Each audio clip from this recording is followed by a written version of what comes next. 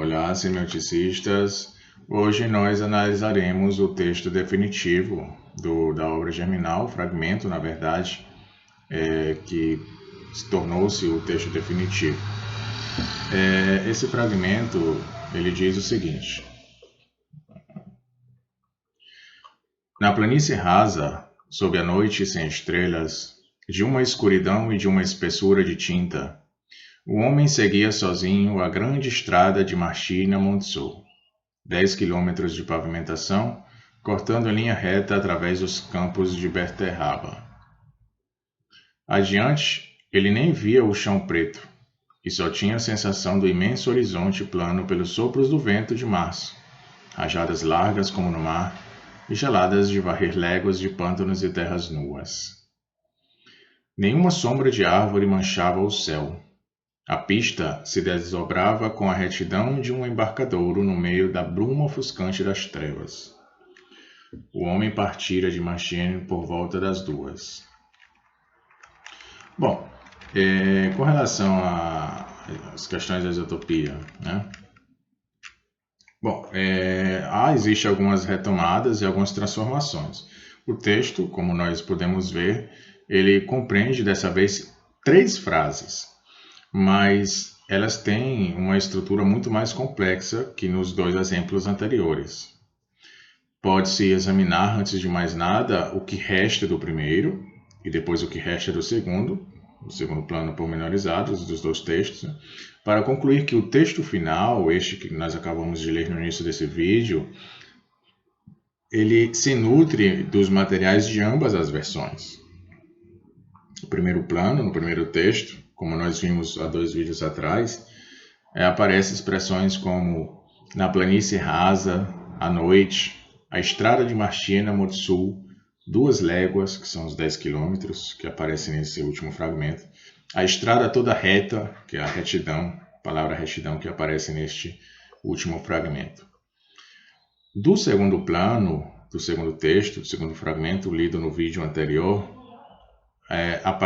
neste fragmento aparecem as seguintes expressões: na planície rasa, à noite, a estrada toda reta, que é a retidão, ele só tem consciência ele só tinha a sensação, não vê nada, ele nem via. O texto final, que nós acabamos de ler, aparece como mescla dos 2 planos pormenorizados. A precisão da toponímia vem do primeiro, a percepção sensorial vem do segundo. Mas as qualificações elas estão deslocadas, as imagens multiplicadas e a organização global está profundamente modificada. À maneira de uma estrutura textual relativamente fechada sobre si mesma, a sequência encerra seu próprio sistema de relações à distância.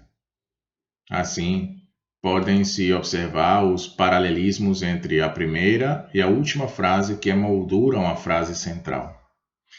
3 isotopias são redundantes nelas: a da luz, a da geometria e a do englobamento.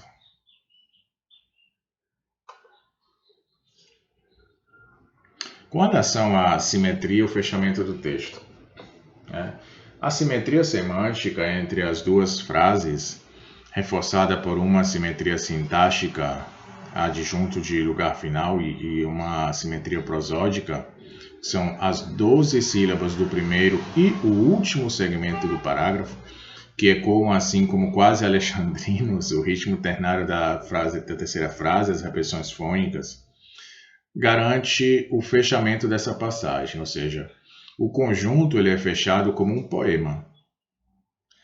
A análise poderia especificar melhor essas observações, mas estas já indicam princípios de escrita.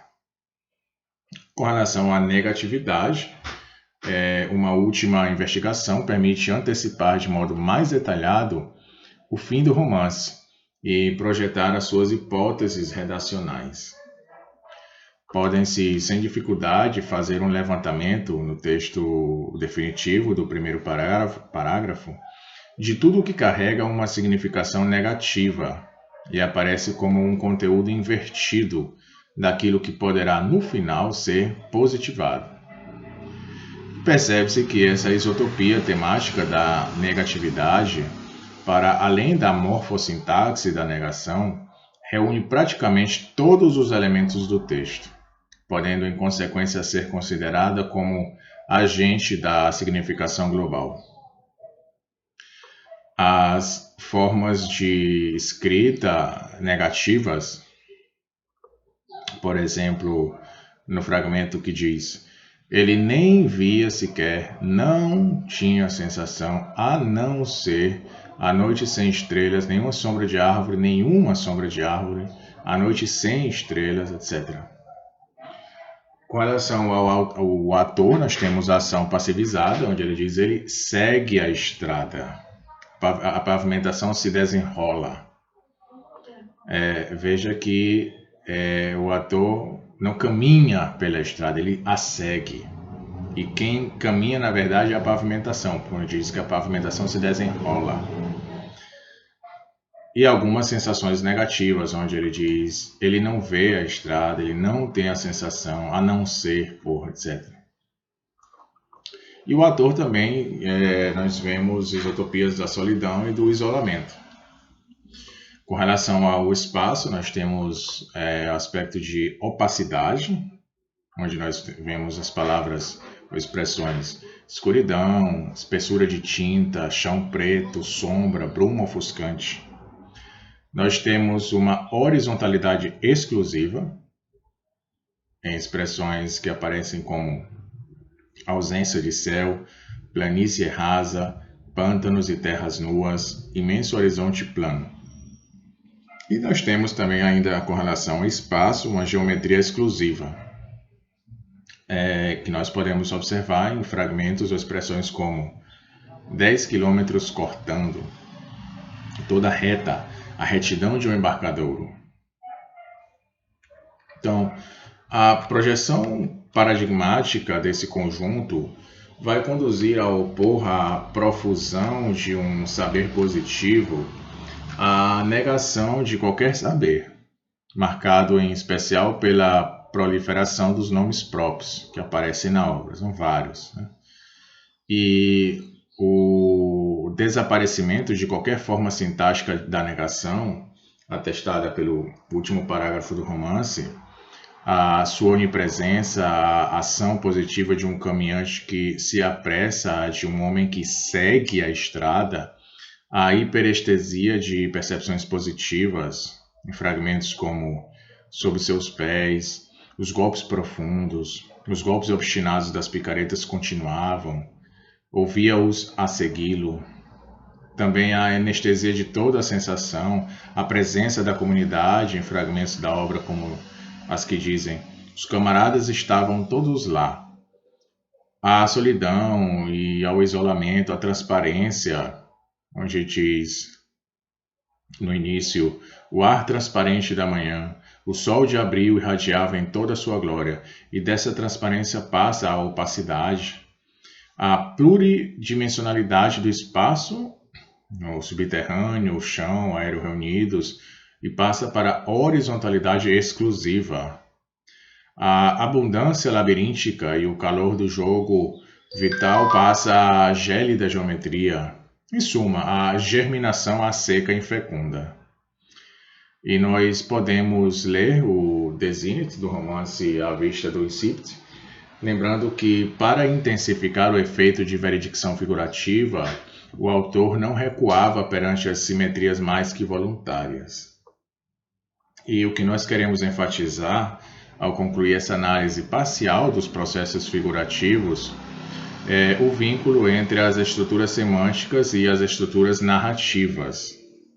Nós pensamos, que evidenciamos um dispositivo paradigmático sob a forma de um conjunto de operações semânticas correlatas.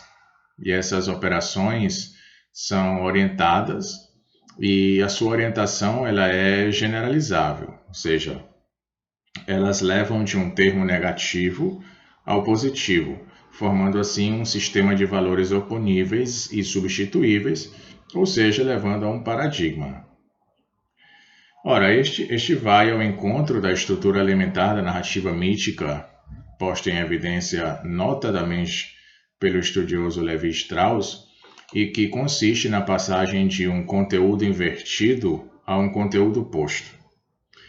E esse exemplo ele ilustra assim o domínio da dimensão paradigmática sobre a dimensão sintagmática, já que aquela ordena e administra os conteúdos desta.